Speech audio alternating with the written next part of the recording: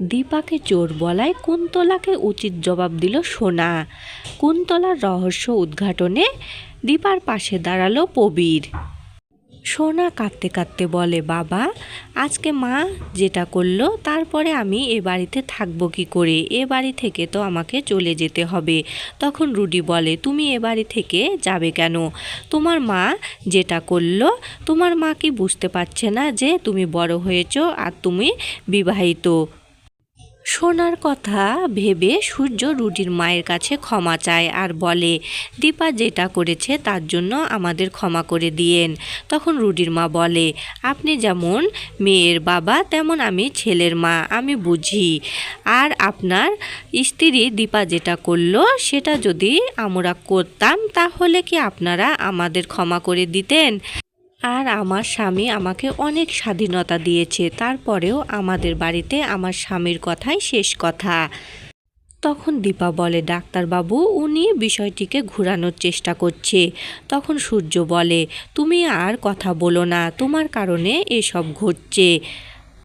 দীপা বলে, ডাক্তারবাবু আমি শুধু সোনার কথা ভেবে এ বাড়িতে আসিনি। উপরের ঘরে কেউ আছে আর তাকে প্রতিদিন খাবার দেওয়া হয়। তখন উর্মি বলে, দিদি বিষয়টিকে আর জটিল করিস না, এমনিতে তোর জন্য এতটা অশান্তি হচ্ছে। তখন রুডির মা বলে, উনি ঠিক বলেছেন, উনি যেহেতু মেয়ের মা সেহেতু আমাদের পরিবার সম্পর্কে ওনার জানার কর্তব্য আছে। উপরের ঘরে গুরুদেব থাকে, উনি 3 মাসের জন্য সাধনায় বসেছে। ওনার একটাই রিকোয়েস্ট ছিল যে ওই ঘরে যেন কেউ না যায়, তাই আমরা কেউ ওই ঘরে যাই না, এমনকি আমরা ওনাকে খাবারটাও দিয়ে আসি। তখন দীপা বলে, ডাক্তারবাবু উনি মিথ্যা কথা বলছে, ও ঘর থেকে আমি মাছ মাংসের গন্ধ পেয়েছি। দীপার কথা শুনে তো সূর্য রেগে যায় আর বলে, তুমি আর একটাও কথা বলবে না, তোমার কারণে আজকে আমাকে চোর অপবাদ দেওয়া হয়েছে। আমার মনে হচ্ছে যেন আমি মাটির সাথে মিশে যাই। তারপর সূর্য দীপাকে টানতে টানতে নিয়ে যায়। সোনা বলে, বাবা।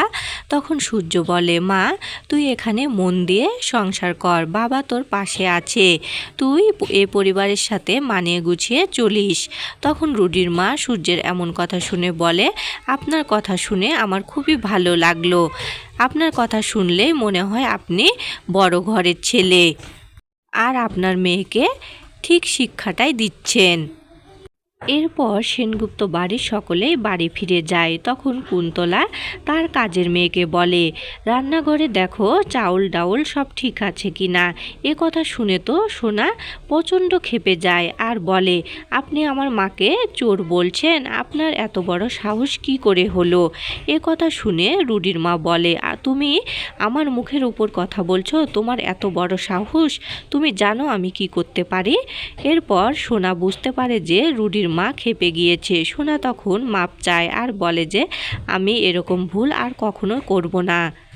এরপর রুডি সোনাকে বলে, তোমার মা আমাদের বাড়িতে এসে এমনটা না করলেও পারত, তোমার মা জেনে বুঝে এটা করেছে। তখন সোনা বলে, এতে আমার কি দোষ? অন্যদিকে সূর্য বাড়িতে গিয়ে চেঁচামেচি শুরু করে দেয়। তখন লাবণ্য বলে, ভালো ছেলে তুমি এত চেঁচামেচি করছো কেন? তখন কাকিয়া জিজ্ঞেস করলে জয় বলে, বৌদিদি আজকে যেটা করলো তারপরে আমরা সোনার বাড়িতে কি করে যাব?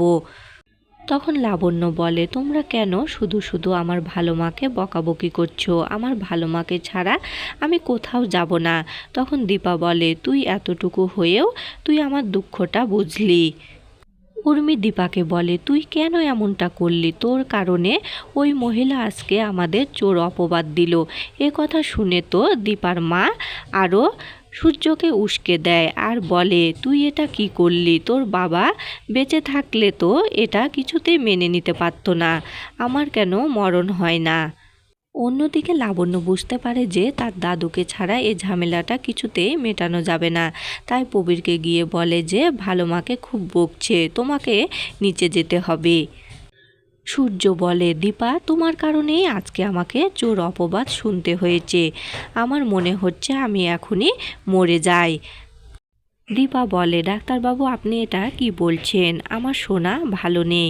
সোনার কথা ভেবেই তো আমি ও বাড়িতে এভাবে গিয়েছিলাম। তখন সূর্য তো আরও রেগে যায় আর বলে, আমার মেয়ের কথা তোমাকে ভাবতে হবে না। তখন রূপা বলে, ওই মহিলা সম্বন্ধে তোমরা কি জানো? না জেনে কেন তোমরা মাকে এমন করে বলছো?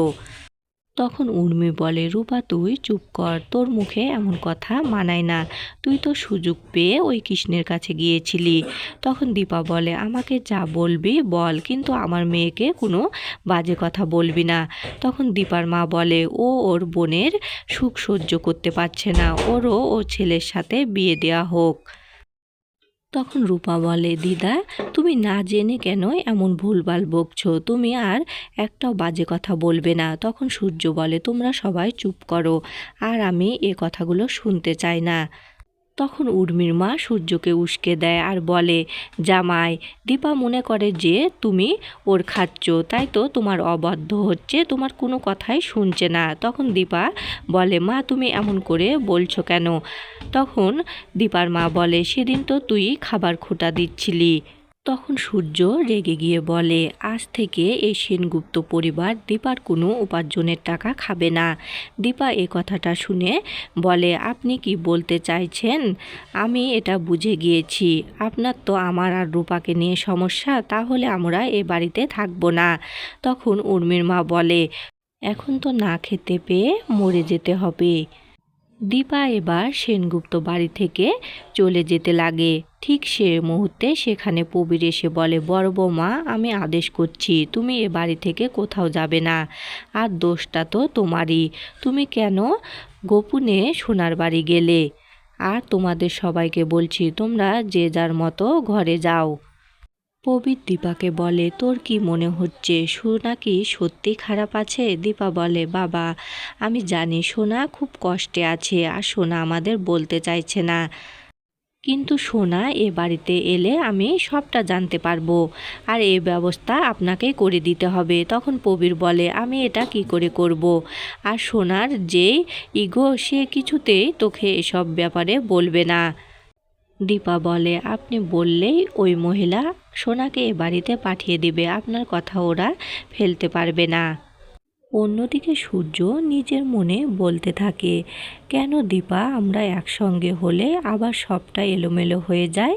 সে সময়ে দীপা চলে আসে আর বলে, ডাক্তারবাবু আপনি আমাকে ক্ষমা করে দিন, আপনার আমি আর কোনো কথার অবাধ্য হব না।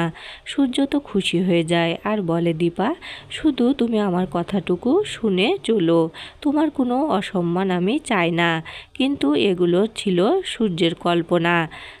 এরপর দীপা সেখানে চলে আসে আর বলে, ডাক্তারবাবু সোনা বিপদে আছে, আর সোনাকে উদ্ধার করতে আপনাকে আমার পাশে লাগবে। দীপা আবারও এমন কথা বলছে। এটা শুনে সূর্য রেগে যায় আর বলে, আমি এই রুমেই থাকবো না, আর আমার পেছন পেছন তুমি আসবে না। দীপা তখন কান্নায় ভেঙে পড়ে আর বলে, ডাক্তারবাবু আপনাকে ছাড়া আমার মেয়েটাকে কিভাবে বাঁচাবো?